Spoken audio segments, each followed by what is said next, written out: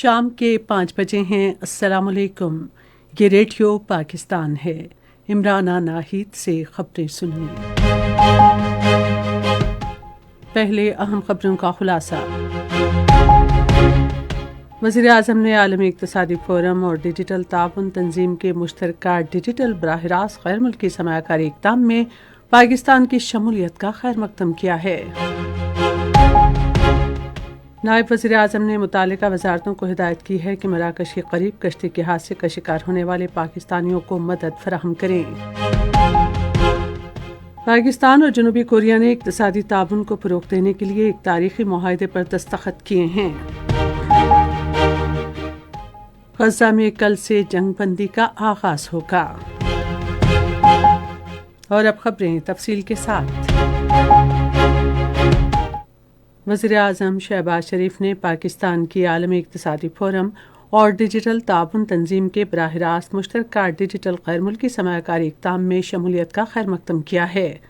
انہوں نے social media platform X پر ایک پیغام میں کہا کہ پاکستان ڈیجیٹل تبدیلی کے لیے اپنی پیش قدمی میں نئی بلندیوں کو چھو رہا ہے۔ شہباز شریف نے ترقی و خوشحالی کے لیے سرمایہ کاری کے تیزی سے بڑھتے ہوئے ڈیجیٹل ماحول کی آبیاری کے لیے غیر متزلزل عزم کا اعادہ کیا۔ ڈیجیٹل غیر ملکی سرمایہ کاری کا منصوبہ 2022 میں شروع کیا گیا تھا اور پاکستان اس پر رضاکارانہ طور پر عمل درآمد کرنے والا پہلا ملک ہے۔ ادھر عالمی اقتصادی فورم نے اپنی رپورٹ میں ترقی کے لیے اہم شعبوں میں پاکستان کی سازگار سماجی اور اقتصادی صورتحال، ریگولیٹری فریم ورک اور ڈیجیٹل منظرنامے کے لیے اہم اقدامات کو اجاگر کیا ہے۔ نائب وزیر اعظم محمد اسحاق ڈار نے امور خارجہ اور داخلہ کی وزارتوں کو ہدایت کی ہے کہ وہ مراکش کشتی سانحے کے پاکستانی متاثرین کو بھرپور اور بروقت مدد کی فراہمی یقینی بنائیں۔ وہ آج اسلام آباد میں افغان باشندوں کی 30 سے ملک منتقلی سے متعلقہ امور کے بارے میں ایک اجلاس کی صدارت کر رہے تھے۔ اسحاق ڈار نے انسانی اسمگلنگ کے مسئلے کے حل کے لیے مربوط حکومتی رد عمل کی ہدایات بھی جاری کیں۔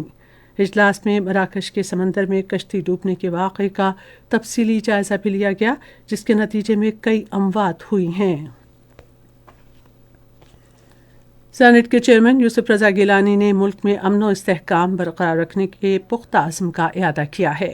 انہوں نے آج اسلام آباد میں ایک تقریب سے خطاب کرتے ہوئے پولیس فورس کی قربانیوں کو خراج عقیدت پیش کیا اور کہا کہ پولیس کے جوان ملک کے مستقبل کے لیے اپنی جانوں کا نذرانہ دے رہے ہیں۔ انہوں نے کہا کہ پولیس فورس امن و امان قائم رکھنے کے لیے طاقت کا ایک غیر متزلزل ستون ہے۔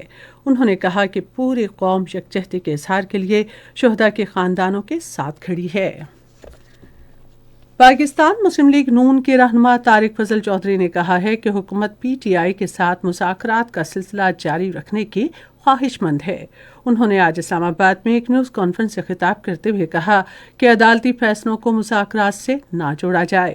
انہوں نے پی ٹی آئی پر زور دیا کہ وہ پارلیمنٹ کا پلیٹ فارم استعمال کرتے ہوئے قومی سیاست میں تعمیری کردار ادا کرے۔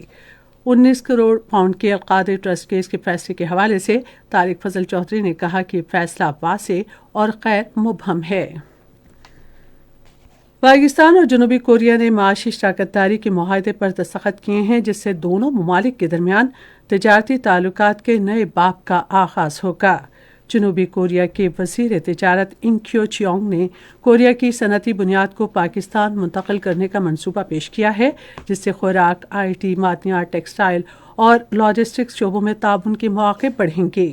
خصوصی سرمایہ کاری سہولت کونسل کی ملک کی معاشی ترقی کے لیے بین الاقوامی شراکت داری کو فروغ دینے کی کوششوں کے نتیجے میں پاکستان کی سستی افرادی قوت اور سرمایہ کاری کی آسان پالیسیوں نے اس حوالے سے اہم کردار ادا کیا ہے۔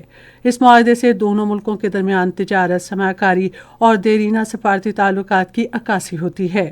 ادھر وفاقی وزیر تجارت جام کمال نے پاکستان اور جنوبی کوریا کے درمیان سالانہ تجارت 1 ارب 30 کروڑ ڈالر تک بڑھانے کے مواقع کی نشاندہی کی ہے۔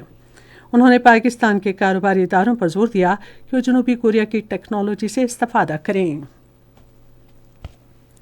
غزہ میں کل جنگ بندی کا آغاز ہوگا۔ قطر کی وزارت خارجہ کے ترجمان ماجد الانصاری نے سوشل میڈیا کی ویب سائٹ ایکس پر ایک پیغام میں کہا ہے کہ جنگ بندی صبح 8:30 سے نافذ العمل ہوگی۔ ادھر فلسطین کے صدر محمود عباس نے کہا ہے کہ فلسطینی اتھارٹی غزہ میں جنگ کے بعد ذمہ داریاں سنبھالنے کے لیے تیار ہے۔ اور اب کرکٹ۔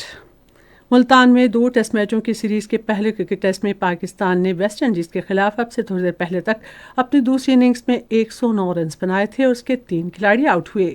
پہلی اننگز میں پاکستان کے 230 رنز کے جواب میں ویسٹ انڈیز نے 137 رنز بنائے تھے۔ اس کے ساتھ ہی خبریں ختم ہوئیں۔ مزید خبروں اور ترسیوں کے لیے ہماری ویب سائٹ ہے radio.gov.pk اور فیس بک کے link radio Pakistan news official پر براہ راست ویڈیو اسٹریمنگ بھی ملاحظہ کیجیے۔